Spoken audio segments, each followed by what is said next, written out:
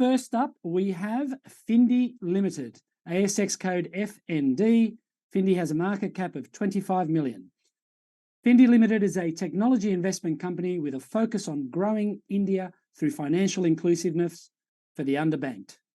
Presenting today for Findi is Company Chairman Nicholas Smedley. Nicholas, welcome, and please take it away. Thank you very much. I'll just get you to open up the presentation. If you can move to the next slide, please. There we go. So just a little bit of a snapshot. Findi, we process over 1 billion transactions a day, and we provide bespoke payment services at scale in one of the largest developing markets, being India. We're here to provide opportunities for the underbanked and help financial inclusion across the wider Indian market. Next slide, please. At a snapshot, we've already provided to the market guidance for the FY24 year, which is a solid $67.3 million of revenue, $23.6 million of EBITDA, and at current market cap as of yesterday is $24 million. I think we're slightly up in this morning's trade, which puts us at 25. But that still puts us at about 1 times EBITDA to market cap, which I would put us down as one of the most undervalued stocks on the ASX at the moment.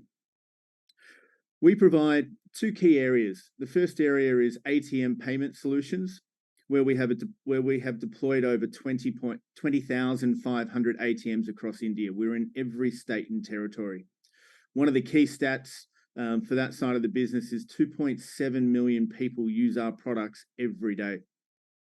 The other side of the business is Findi Pay, which is a digital finance and financial inclusion piece, last mile cash merchant network, of which we now have more than 15,000 merchants across India, and that is growing at more than 2,000 merchants per month. So great growth there.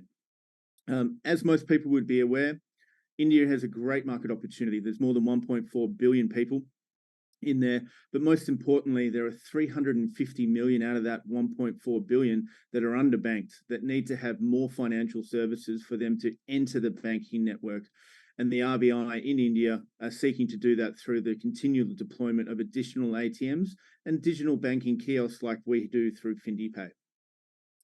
In terms of cash in circulation in India, it's continued to grow. It's more than 16% year on year over the last 5 years, and we see no change in that moving forward. Next slide, please. So where have we come from over the last few years? So 2022 for us was a consolidation year. We finalised the full acquisition of TSI's operations, where we had 100%. Now we took 75% interest from our former private equity partner. We delivered in that year $44 million worth of revenue with an EBITDA of 5.8. Last year, FY23, we were able to build on that foundation. We delivered a modest revenue uptick, delivering just under $55 million in revenue.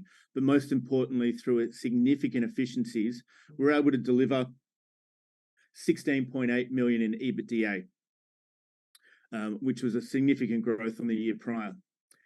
And we were able to submit our white label ATM license, which we're expecting to be awarded before the end of this calendar year.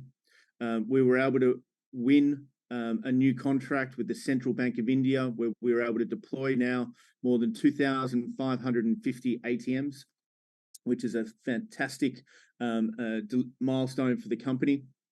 We're able to also announce just recently on Monday, deliver an extended State Bank of India contract with the delivery of more than 4,000 ATMs across that contract over a 10-year contract life with a 7+3, which will deliver more than $550 million of revenue and more than $250 million of EBITDA for the business. So an absolutely transformational platform that the business is now sitting on. 2024, as said, we've put guidance out of in excess of 67 million in revenue and 24 million in EBITDA. We've now fully completed that rollout of CBI ATMs. We have an extensive ATM contract pipeline where we're still working through additional tenders over the near term, and would be expect over the next 6 months or so to be announcing hopefully new contract wins, as I've told the market previously. Next slide, please.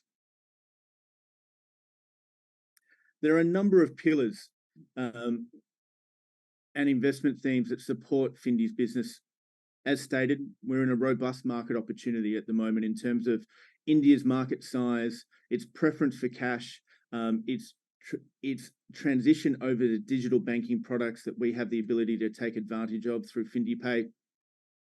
We have diversified operations. So while we have an extensive ATM network that is spinning off fantastic cash, with a little over 20,000 ATMs currently deployed across every state and territory across India, we also have a growing digital business being Findi Pay, where last month we delivered more than 2,000 new merchants on that platform.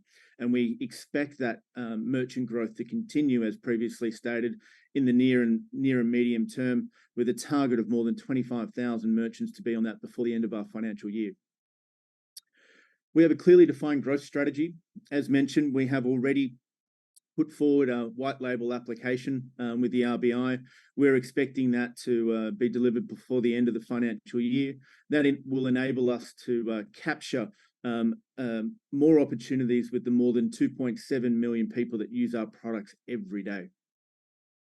We also have a significant pipeline, as mentioned, more than 4,000 potential ATM tenders over the near term. We are one of the largest ATM operators in India, with more than 20,500 ATMs and another 14,000 Findi Pay digital locations. I'll get you to move on to the next slide, please. Thank you. So as you can see, we've been able to grow market share by number of ATMs over the last 12 months, about a 3% increase, which has been fantastic. We've also seen a number of trends in cash in the Indian economy, which continue in the right direction, i.e. cash as a percentage of GDP in terms of a settlement mechanism is continuing to grow, which is 14%. Some 4 years ago, that was only at 8% of GDP, so significant growth over the last few years. And there are similar stats that I still find amazing, where you have e-commerce. Unlike Australia, e-commerce in India and the rural parts is actually settled with 90% cash on delivery, as opposed to a fully electronic transaction. With the interest of time, I'll just, if you could go through to my last slide, just to summarize the key highlights.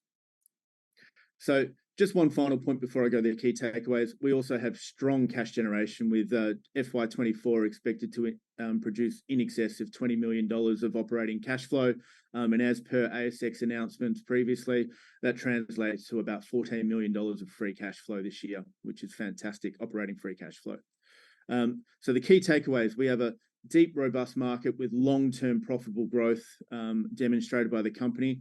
We expect the growth rates that we have delivered over the last 12 or 24 months to be continued, if not accelerated, over the coming years. We have a white label strategy which will enable us to unlock further value from our 2.7 million customers that use our products every day. We continue to pursue inorganic opportunities.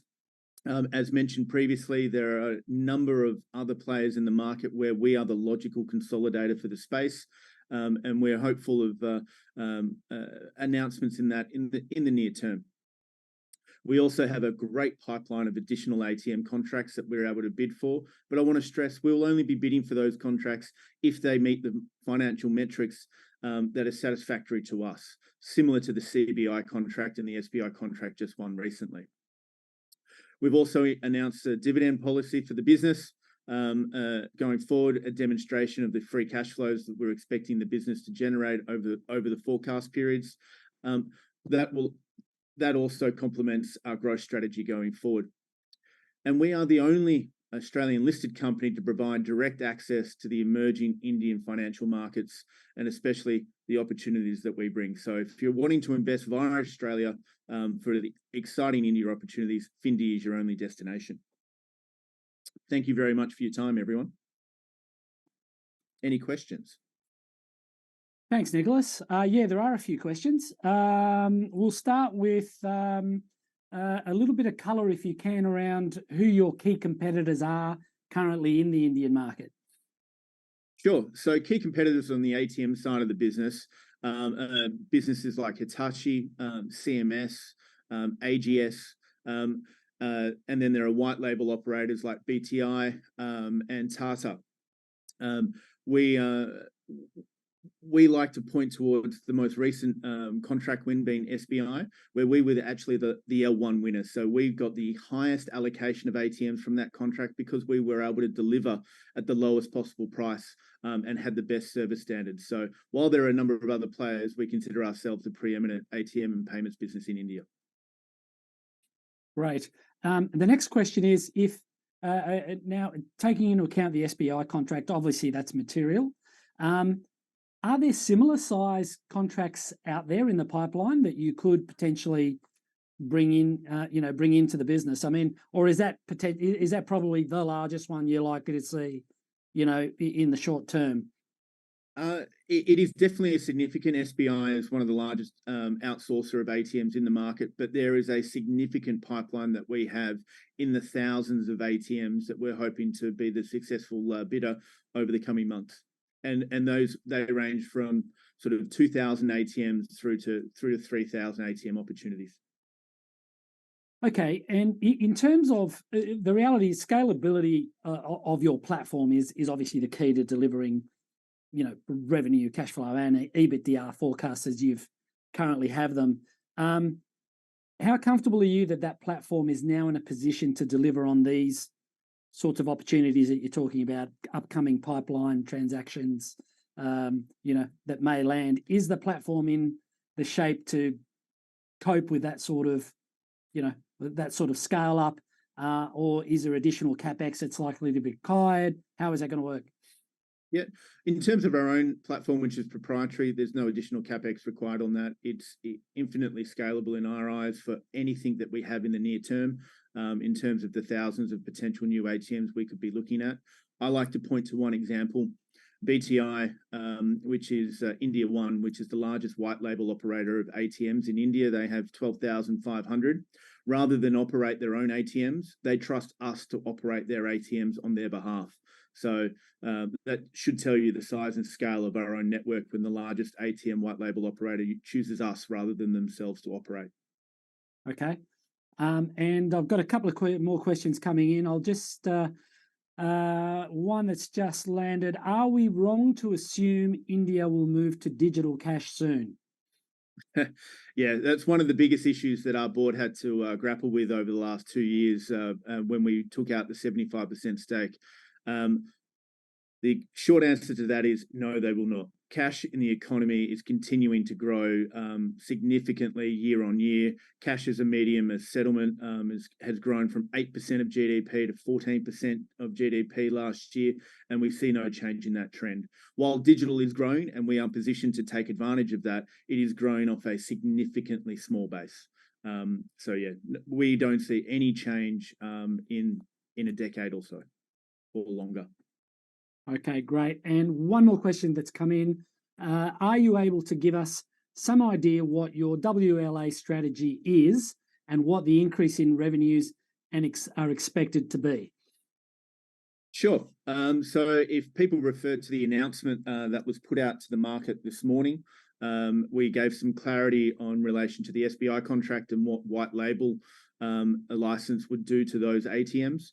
We also put in an announcement last week where we gave detailed unit economics of an individual ATM. So what the white label license will do to us is enable us to deploy our own ATMs.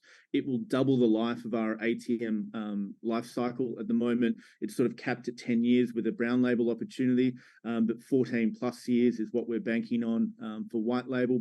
It also increases margin because we keep 100% of the interchange fee, and it actually improves cash flow because we get paid immediately when an transaction goes through. We don't have to wait 60, 90, 120 days for a bank to pay us once transactions have been reconciled. So significant upside with white label. Great, thank you. And I'll just finish it off with one last question. It's a pretty simple one. When do you anticipate paying your first dividend? That all depends on the opportunities that we have in front of us. Free cash flows, as we said, $14 million of this financial year. So subject to other near-term opportunities not popping up, that will take the investment in other directions. We have capacity to be paying a dividend after the completion of this financial year. Great. Nicholas, thank you very, very much for that. That was fascinating. Have a great weekend, and we hope to see you back again soon. Thank you very much.